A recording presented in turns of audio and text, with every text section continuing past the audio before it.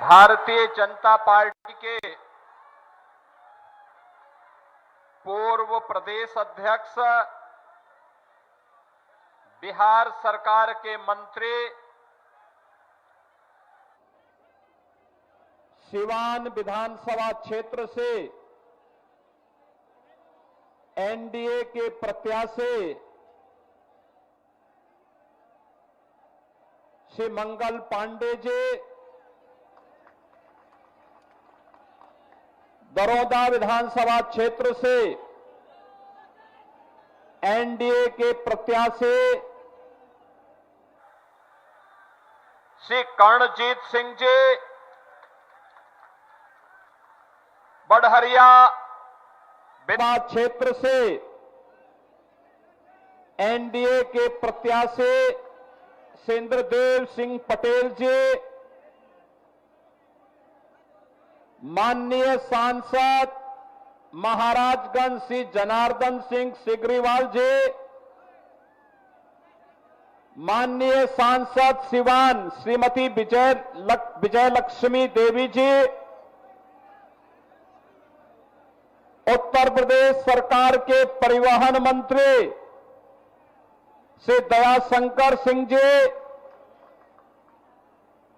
पूर्व सांसद श्री ओम प्रकाश यादव जी,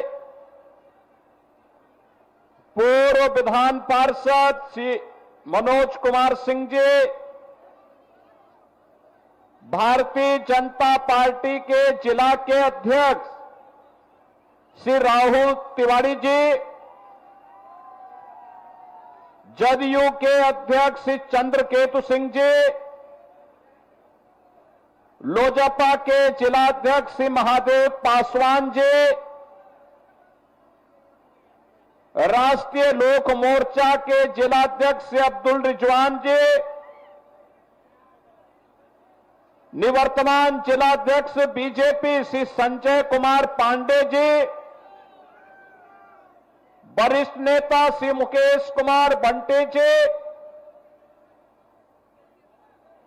भारी संख्या में मौसम की परवाह के बगैर आज की चुनावी सभा में आए हुए सिवान विधानसभा क्षेत्र और जनपद के हमारे सभी बहनों और भाइयों, मैं सबसे पहले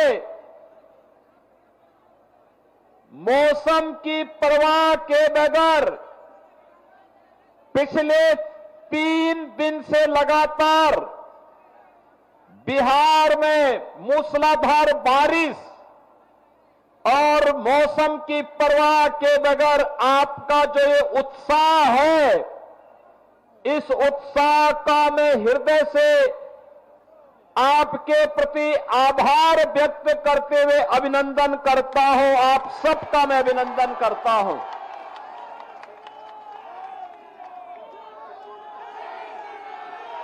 बहनों और भाइयों, मैं परसों रघुनाथपुर में आया था और रघुनाथपुर में मैं इसलिए आया था क्योंकि एक खानदानी माफिया वहां पर फिर से कब्जा करना चाहता है।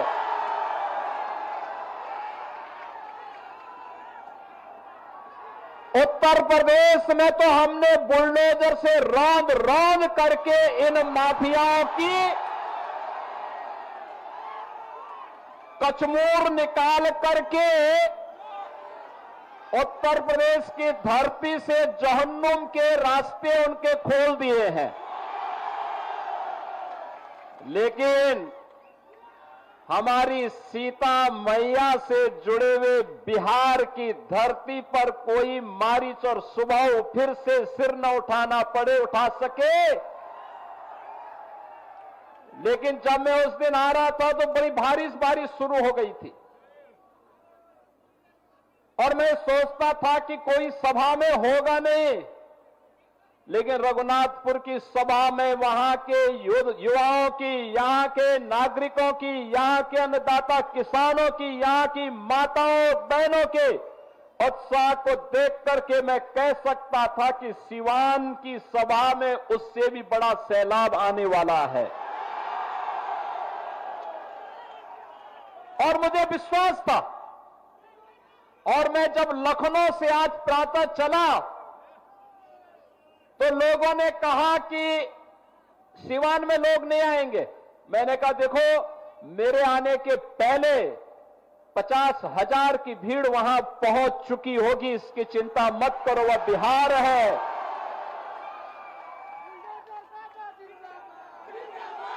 एक छोटे मोटे आंधी तूफानों से कोई बिहार के वासियों से टकरा नहीं सकता है।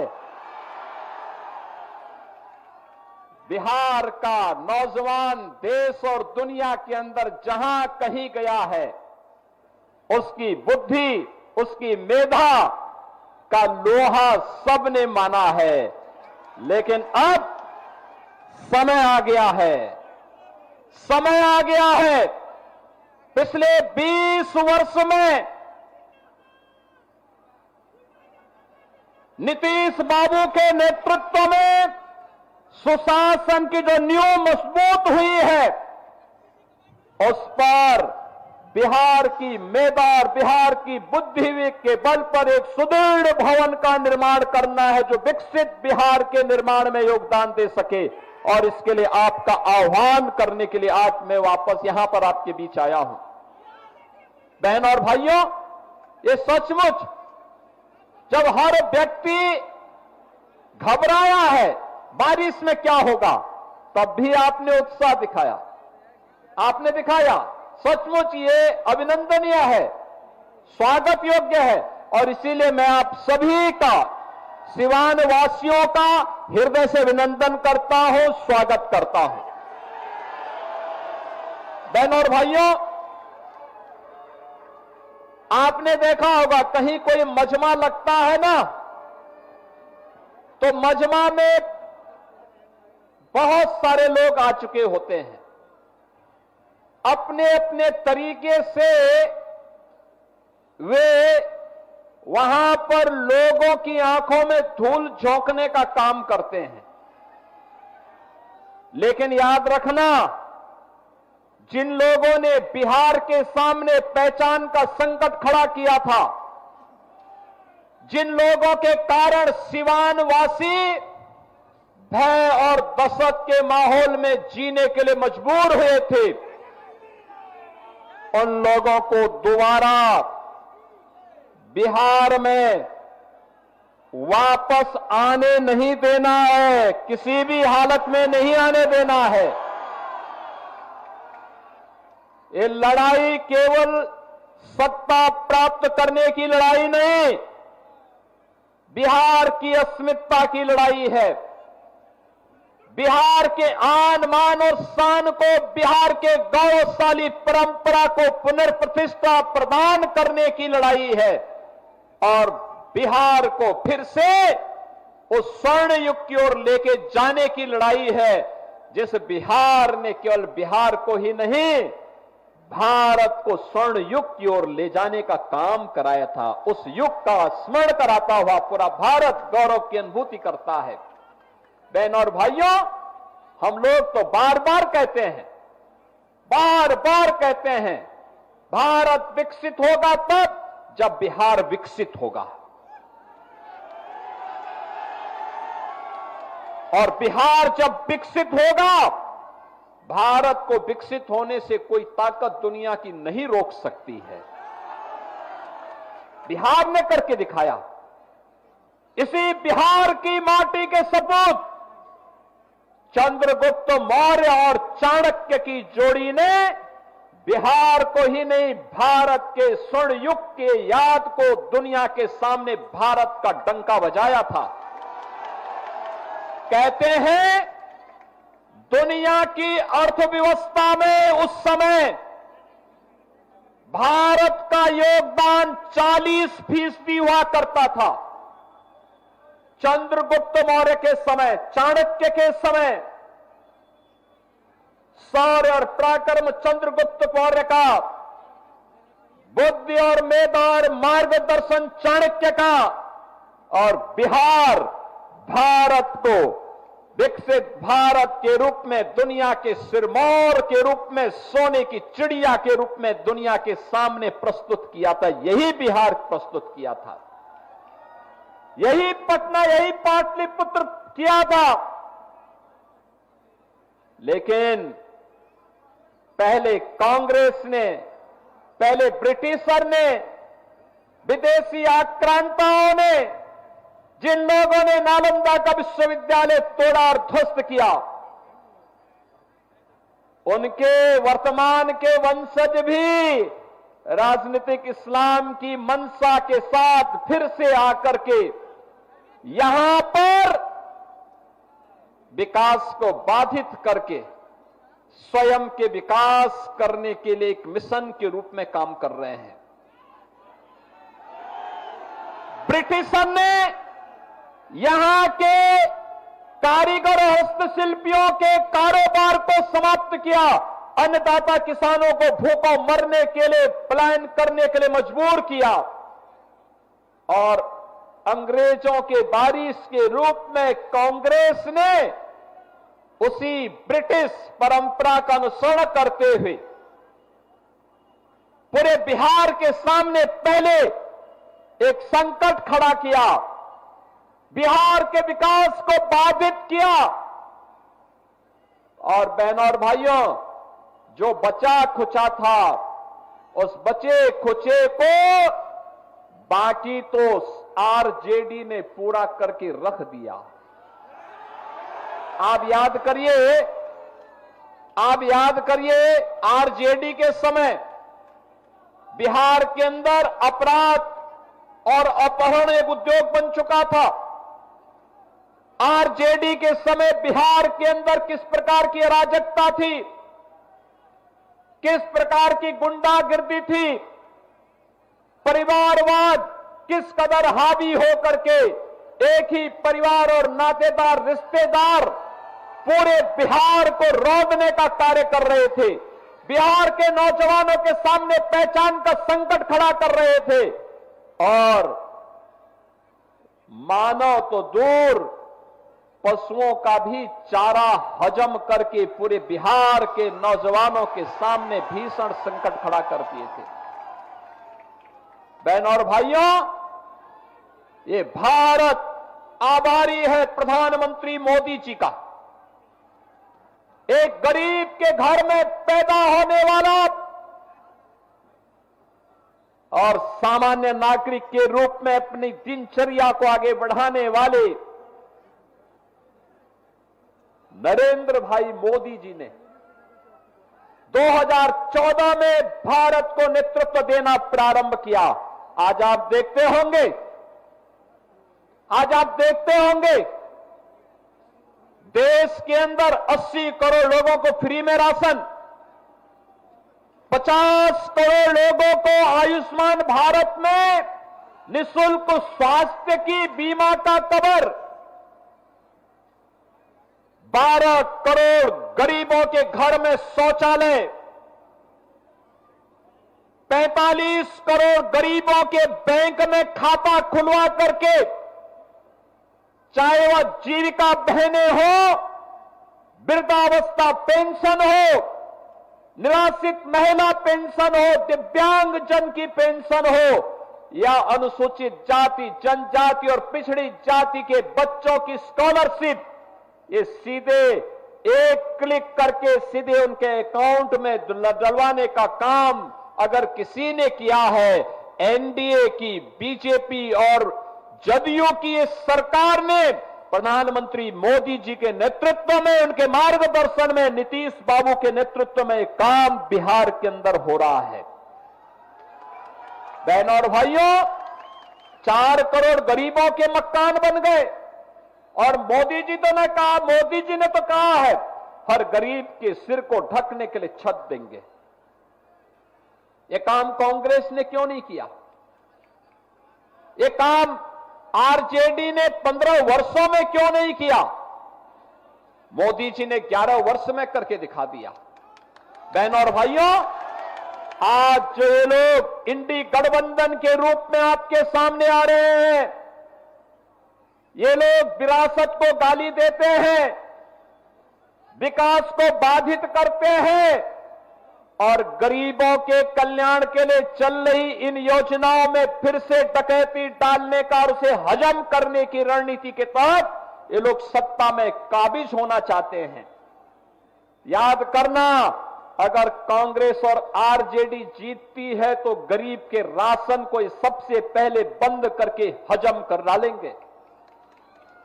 नौजवानों की नौकरी के इस नाम पर ये लोग नौकरी तो नहीं देंगे, नौकरी के नाम पर आपकी जमीन को भी हजम कर डालेंगे।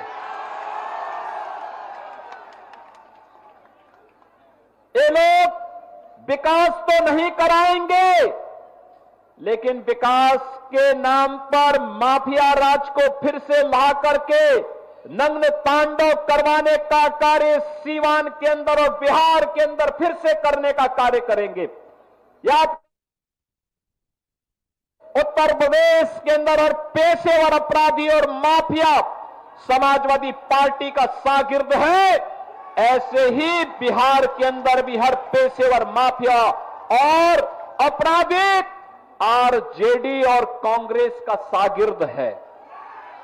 इनको पनपने नहीं देना है, कतई पनपने नहीं देना है, आगे नहीं बढ़ने देना है, क्योंकि आप इनको जब भी आगे बढ़ने का अवसर देंगे, बहनों और भाइयों, ये गरीब के हक पे डकैती डालेंगे।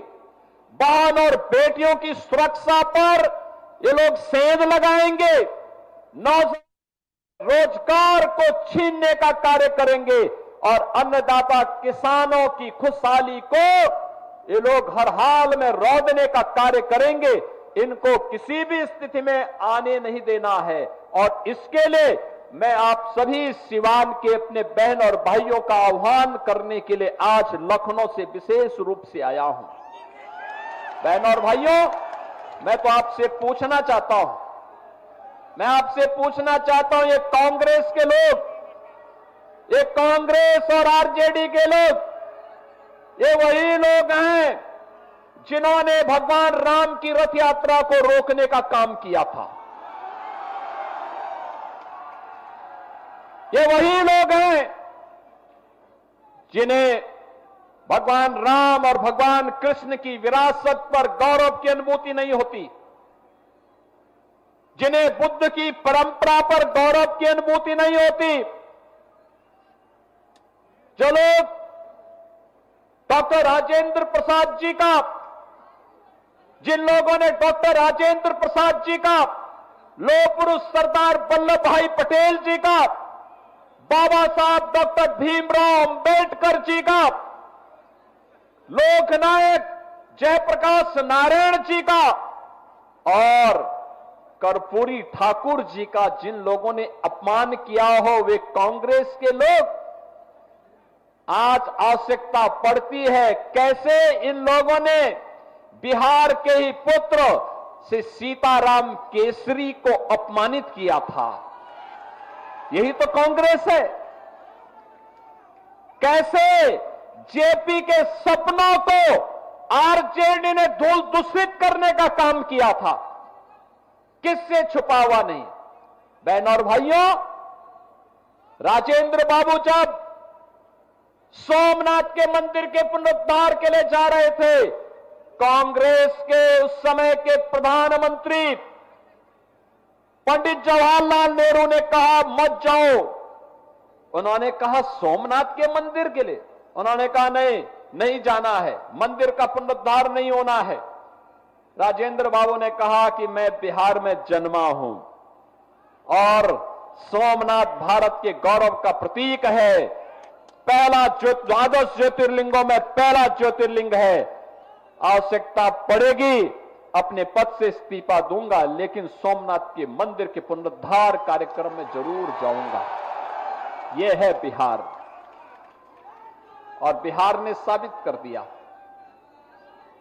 बिहार ने साबित कर दिया कि जिन लोगों ने राम मंदिर के रथ को रोका था, जिन लोगों ने सुप्रीम कोर्ट में एफिडेविट दाखिल करके कहा था कि राम काल्पनिक हैं।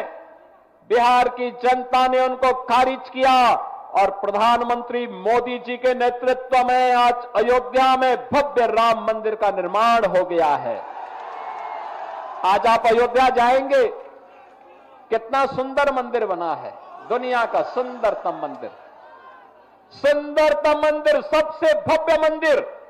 और अगर अयोध्या में भगवान राम का मंदिर बन रहा है तो सीतामढ़ी में मां जानकी का भी भव्य मंदिर का निर्माण ये एनडीए की, बीजेपी की सरकार करवा रही है। बहनों और भाइयों,